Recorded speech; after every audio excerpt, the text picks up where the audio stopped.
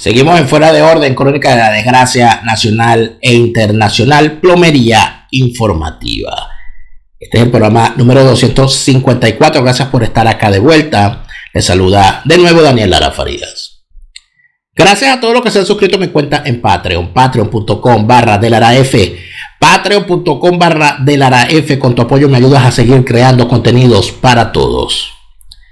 Tal como le habíamos indicado, conversamos con el diputado a la Eurocámara, Germán Terch. Por supuesto, arrancamos haciendo una valoración de lo que ocurrió el día de ayer en el País Vasco. Ayer en España, ayer domingo, hubo elecciones autonómicas en dos comunidades, en el País Vasco y en Galicia. En ambos hubo resultados completamente desfavorables para el bando de los disgregadores de España. Pero en el País Vasco en particular, donde durante años se vivió el terror de ETA y hoy se vive el terror de los progres, que no son más, muchos de ellos, que disfrazados de la antigua banda terrorista, en el País Vasco se logró que un diputado de Vox entrara al Parlamento. Es decir, va a haber alguien allí con una voz y evidentemente refleja cómo en el País Vasco hay un hastío también de toda esta desgracia. Sobre las particularidades de eso que ocurrió en el Parlamento Vasco con la elección por primera vez de un diputado de Vox, arrancamos nuestra conversación con Germán Terch. En relación con el País Vasco, quiero decir que estamos ante una noticia histórica y que me hace una especial ilusión, me produce un particular orgullo que en mi patria chica, en Álava, Vox haya recibido el respaldo suficiente para poner el primer pie en el Parlamento Vasco, para que exista un diputado, una diputada, una voz que por primera vez va a plantear una oposición al autonomismo radical o al federalismo o al nacionalismo del resto de los 74 parlamentarios que hay en esa Cámara. Bien, hemos logrado el día de hoy conversar con el diputado del Parlamento Europeo, Germán Terch, y de alguna manera queríamos inicialmente conversar sobre lo que el viernes era noticia para los que estamos pendientes de la situación en Venezuela, y era la resolución aprobada por el Parlamento Europeo sobre el régimen venezolano. Y en esto había una polémica bien particular. Pero hoy amanecemos con una noticia que quisiéramos valorar brevemente, diputado, porque su importancia seguramente usted la tendrá, atesorará la importancia de esta noticia igual que nosotros, que es lo que puede considerarse un logro histórico, la entrada de su partido, del partido Vox, al Parlamento Vasco en las elecciones autonómicas de ayer domingo. ¿Cómo valora este hecho y qué significado puede dársele? Pues es un éxito que la gente todavía, como es uno, la gente no tiene la perspectiva no percibe lo importantísimo que es lo que ha sucedido. En unas condiciones absolutamente increíbles para un país civilizado, para una democracia europea, en unas condiciones que no son en absoluto homologables para ningún tipo de sistema civilizado y democrático, en un marco de un acoso permanente, de violencia, de tirando botellas, de que no ha habido ni un mitin, ni una reunión, ni un debate, ni una cita que hayan tenido a ningún dirigente, ningún militante de Vox sin que hayan aparecido las jaurías de la extrema izquierda y de los separatistas, los comunistas y separatistas que forman esa mafia para impedir la libertad de los demás. Toda la campaña se ha producido bajo ese signo, bajo unas presiones enormes, en un parlamento que desde hace 40 años, prácticamente 40 años, siempre se ha desenvuelto de la misma forma, es decir, se les otorgó una legitimidad que nunca han tenido a los nacionalistas, y los nacionalistas asumieron una hegemonía en que han impuesto en las provincias vascas, en cuyo parlamento y en cuyo discurso solo aquellos que se acercan a las tesis nacionalistas y asumen el marco, digamos, de pensamiento, el marco mental del nacionalismo antiespañol, tienen aceptación y tienen buen trato allí. Y los partidos, todos ellos, como normalmente bajo la hegemonía del PNV allí en ese Parlamento, después esos partidos, los nacionales, el socialista, el Partido Socialista y el Partido Popular en Madrid necesitaban al Partido Nacionalista Vasco para crear mayorías de gobierno en Madrid, pues le fueron concediendo y diendo pedazos y pedazos de la soberanía española, y le fueron entregando y fueron recibiendo privilegios, unos privilegios que estaban en la Constitución ya muy mal hechos, pero que fueron aumentados y fueron utilizados con abuso permanente bajo la presión del terrorismo de ETA, porque ellos, ETA, como se dice, movía el árbol, y el PNV, los nacionalistas que supuestamente que ellos no mataban, recogían las nueces. Es decir, ellos se beneficiaban de lo que hacía el terrorismo y de lo que hacía el terror. Por ejemplo, el cambiar totalmente sociológicamente el País Vasco. En el del País Vasco tuvieron que huir, emigraron en una limpieza ideológica sin par a lo largo de los años.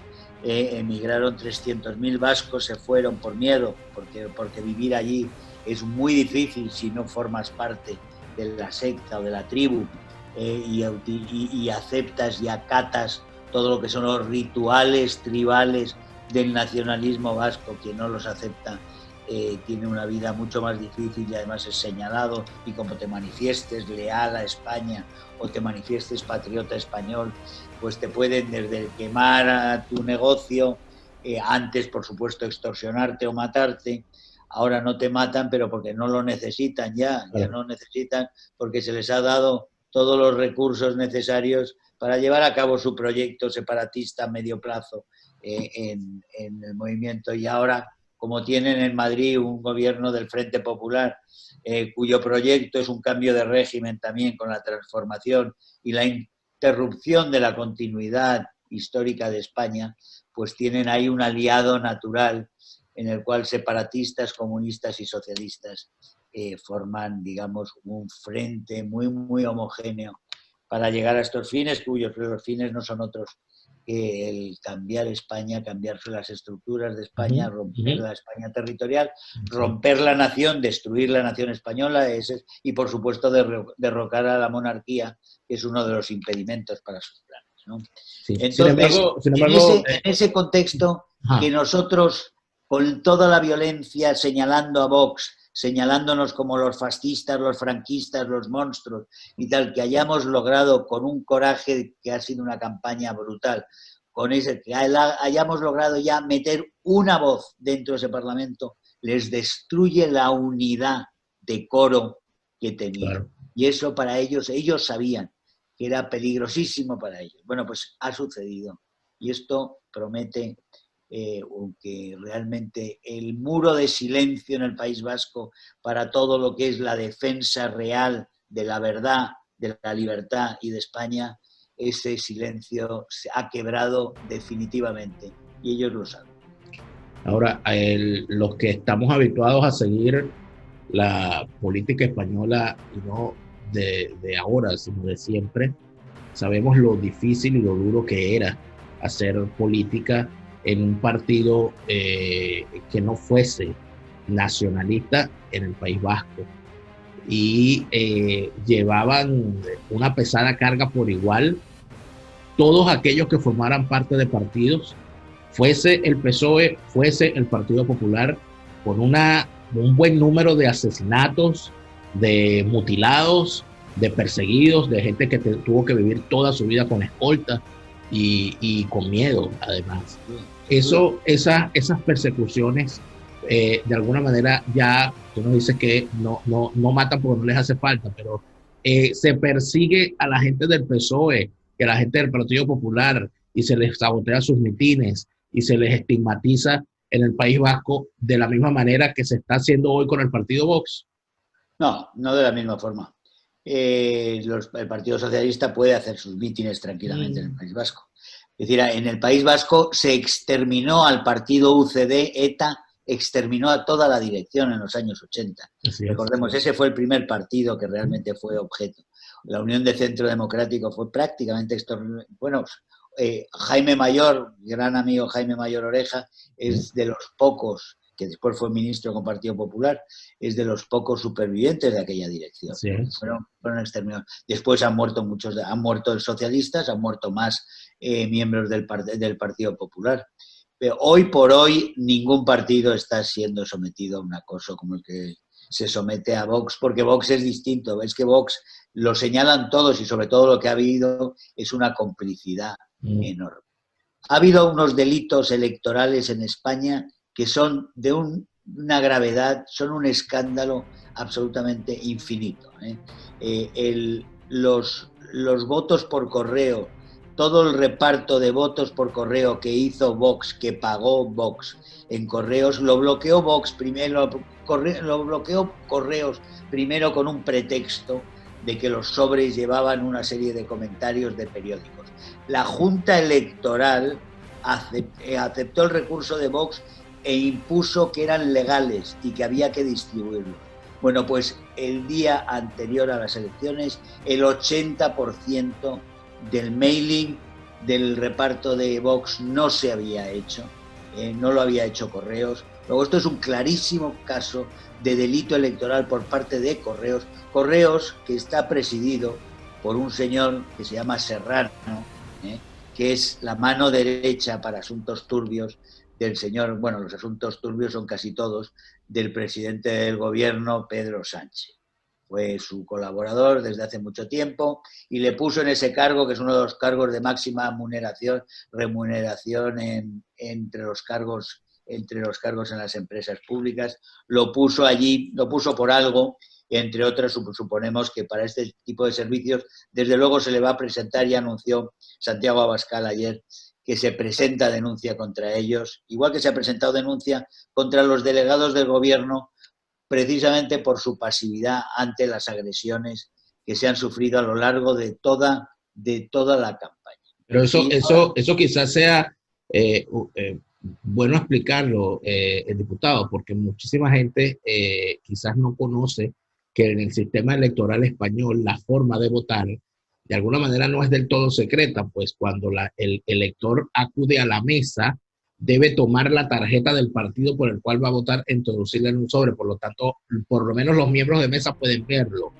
El que le llegue la tarjeta del partido por correo le permite salvaguardar ese secreto y llevar ya su tarjeta en un sobre desde casa. Si no le llega el sobre de Vox, un votante en el País Vasco puede correr el riesgo de que en la mesa sepan por quién va a votar y poner inclusive en riesgo su vida. Por lo tanto, que no lleguen los correos con las tarjetas de Vox puede significar una merma en los votos.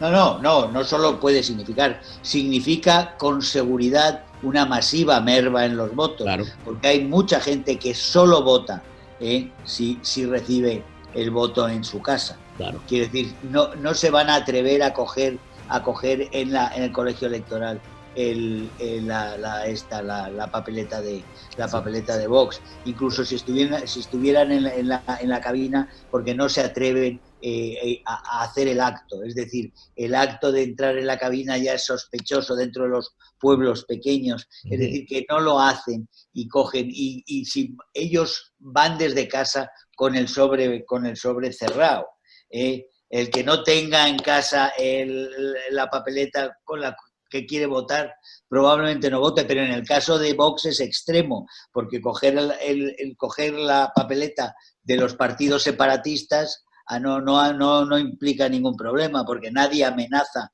a alguien por votar a los separatistas. Sí. Se amenaza por votar a los otros partidos y sobre todo se amenaza por votar a Vox. La represalia por votar a Vox es garantizada en los pueblos en el País Vasco, garantizada. No es una suposición, no es una especulación, no es un peligro, es una certeza. En ese sentido, el valor y en los pueblos pequeños donde hay ultraizquierda en Galicia igual. Es decir, que el efecto y el valor de esa ausencia del voto, de los sobres en casa, del mailing, es apabullante. No se puede infravalorar en ningún caso. Eso ha sido gravísimo y, como digo, está denunciado. Pero también ha sido gravísimo el silencio. O sea, el gran triunfador en Galicia, que es Núñez Feijóo, el presidente gallego del Partido Popular, no ha dicho ni una palabra de que en las provincias que él gobierna, las 4 provincias gallegas en las que él gobierna, ha habido un partido que no ha tenido la posibilidad de hacer un mitin en tranquilidad, que todos los mítines han sido acosados, que en todos los mítines se les ha amenazado a quienes hacían. Y el presidente Feijóo no ha dicho una palabra de condena a esos acosos en ningún momento. Es decir, y por supuesto los otros partidos tampoco, al contrario, han jaleado a ese acoso. En ese sentido, lo que ha sucedido es gravísimo. La legitimidad de estas elecciones es, por supuesto, muy, muy cuestionable.